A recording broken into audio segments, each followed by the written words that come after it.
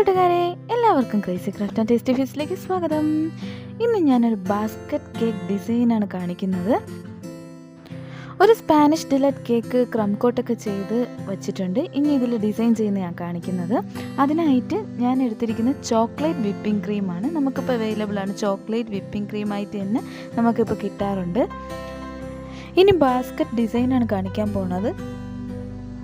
അതിനായിട്ട് കേക്കിൻ്റെ സൈഡിൽ ജസ്റ്റ് ഒരു വര വരച്ചിട്ട് അതിനെ ക്രോസ് ചെയ്ത് തന്നെ ഇതുപോലെ വരച്ചെടുക്കണം. നോസിലിൻ്റെ ആ വീതി ഗ്യാപ്പ് വിട്ട് വേണം വരച്ചെടുക്കാൻ. വിപ്പിംഗ് ക്രീം ഓവർ ബീറ്റ് ആവാതെ നോക്കണം. കറക്റ്റ് കൺസിസ്റ്റൻസിയിലാകുമ്പോൾ നല്ല പെർഫെക്റ്റ് ആയിട്ട് തന്നെ നമുക്ക് ഡിസൈൻ ചെയ്തെടുക്കാൻ പറ്റും. സാധാ വിപ്പിംഗ് ക്രീമും ചോക്ലേറ്റ് വിപ്പിംഗ് ക്രീമും ഒരേ മെത്തേഡിൽ തന്നെയാണ് ബീറ്റ് ചെയ്തെടുക്കേണ്ടത്. പക്ഷേ ചോക്ലേറ്റ് വിപ്പിംഗ് ക്രീം പെട്ടെന്ന് തന്നെ ബീറ്റായി കിട്ടും. അതുകൊണ്ട് ഓവർ ബീറ്റ് ആവാതെ ശ്രദ്ധിക്കണം. എന്നാൽ മാത്രമേ നമുക്ക് ഏത് ഡിസൈൻ ചെയ്താലും പെർഫെക്റ്റ് ആയിട്ട് കിട്ടത്തുള്ളൂ.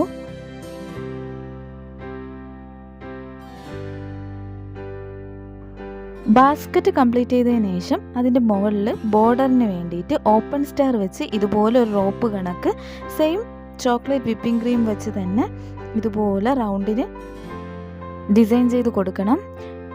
ഒരു റോപ്പിൻ്റെയൊക്കെ ഒരു ലുക്ക് കിട്ടാൻ വേണ്ടിയിട്ടാണ് ഇങ്ങനെ ചെയ്യുന്നത്.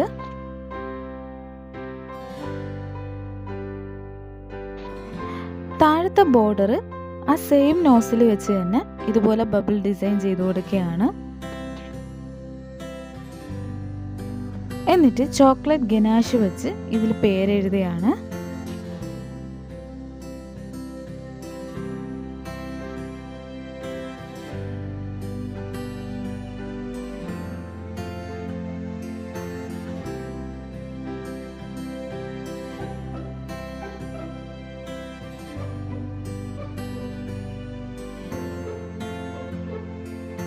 ഇനി ബാസ്ക്കറ്റിൻ്റെ ആ പിടിയില്ലേ, ഹാൻഡിൽ, ആ ഭാഗം ചെയ്യുകയാണ്.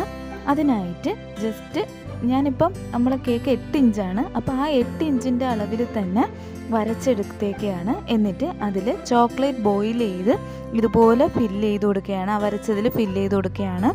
ഒരു റാ ഷേപ്പിൽ, ഒരു കർവ് രീതിയിൽ വേണം ചോക്ലേറ്റ് ഫില്ല് ചെയ്ത് കൊടുക്കാൻ വേണ്ടിയിട്ട്. ബട്ടർ പേപ്പറിൽ ചെയ്യുന്നതാണ് നല്ലത്. അപ്പോൾ നമുക്കത് കുറച്ചും കൂടെ നല്ല വൃത്തിയായിട്ട് കിട്ടും. ഇതൊരു 5 മിനിറ്റ് ഫ്രിഡ്ജിൽ വയ്ക്കുമ്പോഴത്തേക്ക് നല്ല സെറ്റായിട്ട് കിട്ടും. ഇനി നമ്മൾ ഫ്ലവർ ചെയ്യാൻ പോവുകയാണ്. അതിനായിട്ട് ഒരു നെയിലും ഒരു ബട്ടർ പേപ്പറും പെറ്റൽ നോസിലുമാണ് എടുക്കുന്നത്. ഫസ്റ്റ് നമ്മൾ വിപ്പിംഗ് ക്രീം വെച്ച് ബട്ടർ പേപ്പർ നല്ല സെറ്റ് ചെയ്ത് വയ്ക്കണം. അതിനുശേഷം ബട്ടർ പേപ്പറിൽ ജസ്റ്റ് ഒരു കോൺ കണക്ക് ഒരു പോയിൻ്റ് കൊടുത്തതിന് ശേഷം അതിൻ്റെ സൈഡിൽ ഇതുപോലെ റാ കണക്ക് വരച്ചു കൊടുക്കണം. ചെറുതായിട്ട് കർവ് വരച്ചു കൊടുക്കണം. മാത്രമല്ല ഓരോ കർവിൻ്റെയും സെൻറ്ററിൽ നിന്ന് അടുത്ത പെറ്റൽ സ്റ്റാർട്ട് ചെയ്യണം. എന്നാൽ മാത്രമേ കറക്റ്റ് റോസിൻ്റെ ആ ഒരു ലുക്ക് കിട്ടത്തുള്ളൂ. പെറ്റൽ ചെയ്യുമ്പോൾ മെയിനായിട്ട് ശ്രദ്ധിക്കേണ്ടത് നോസിലിൻ്റെ തിക്കായിട്ടുള്ള പോയിൻ്റ് താഴെയും നല്ല നൈസായിട്ടുള്ള പോയിൻ്റ് മുകളിലും വേണം വരാൻ. എന്നാൽ മാത്രമേ നമുക്ക് പെർഫെക്റ്റ് പെറ്റലായിട്ട് കിട്ടത്തുള്ളൂ.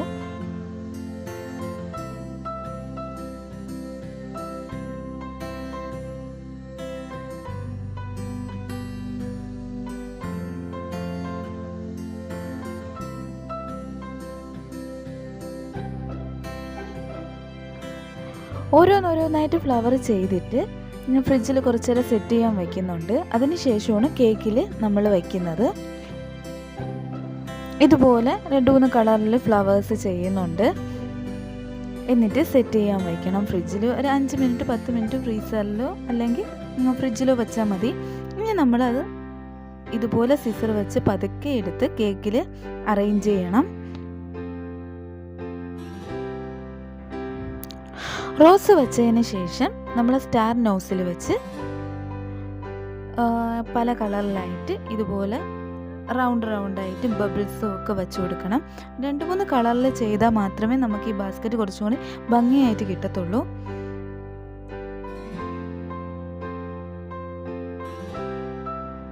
പേരൻ്റെ അടുത്തും ചെറിയ രീതിയിൽ ഫ്ലവർ ചെയ്യുന്നുണ്ട്. ഇതൊരു 2-3 കളറിൻ്റെ ഷെയ്ഡ്സാണ്. റെഡും പീച്ച് കളറും യെല്ലോയും കൂടെ മിക്സ് ചെയ്തിട്ടുള്ളതാണ്.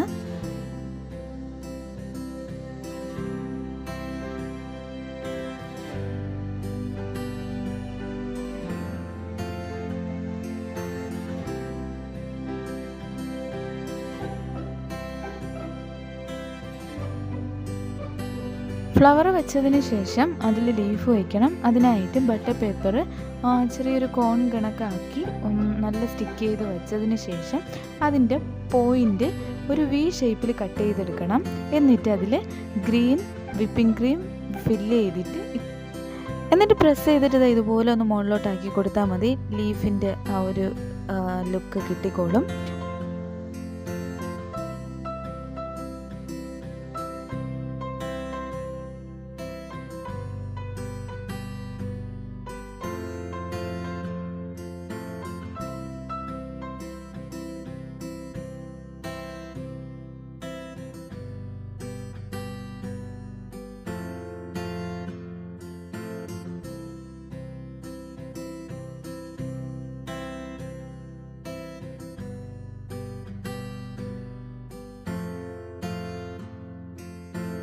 ബിസ്ക്കറ്റിൻ്റെ അകം ഫില്ല് ചെയ്ത് കഴിഞ്ഞു.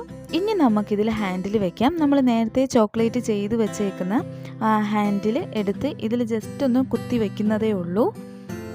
ഇതുപോലെ കുത്തി വെച്ചതിന് ശേഷം ബാസ്ക്കറ്റ് നോസിൽ വെച്ച് തന്നെ ഇതിൽ ഡിസൈൻ ചെയ്ത് കൊടുക്കുകയാണ്. ജസ്റ്റ് ഒരു വേവി ലുക്കിൽ ആ സെയിം വിപ്പിംഗ് ക്രീമിൽ തന്നെ ചെയ്യുകയാണ്.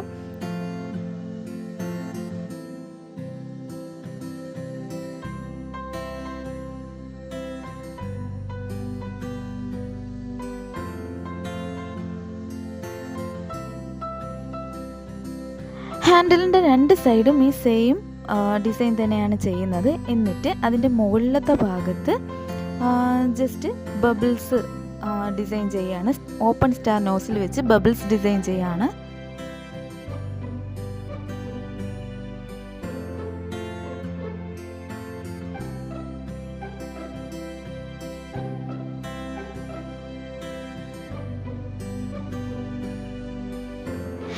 എന്നിട്ട് അതിൽ ഗോൾഡൻ ബീഡ്സ് വെച്ച് കൊടുക്കുകയാണ്.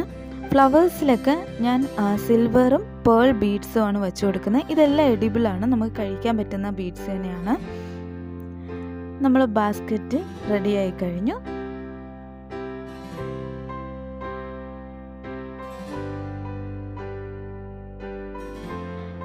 ബർത്ത്ഡേക്കും ആനിവേഴ്സറിക്കും പിന്നെ നമുക്ക് മറ്റു ഫങ്ഷൻസിനൊക്കെ നമുക്ക് ഈ ഒരു ഡിസൈൻ സിമ്പിളായിട്ട് വീട്ടിൽ തന്നെ ചെയ്യാൻ പറ്റും.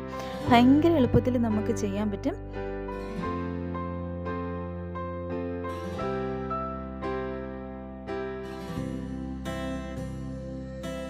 നിങ്ങൾക്ക് എല്ലാവർക്കും എൻ്റെ ഈ വീഡിയോ ഇഷ്ടമായെങ്കിൽ ലൈക്ക് ചെയ്യുക, ഷെയർ ചെയ്യുക, സബ്സ്ക്രൈബ് ചെയ്യുക. ഓക്കെ കൂട്ടുകാരെ, ബൈ.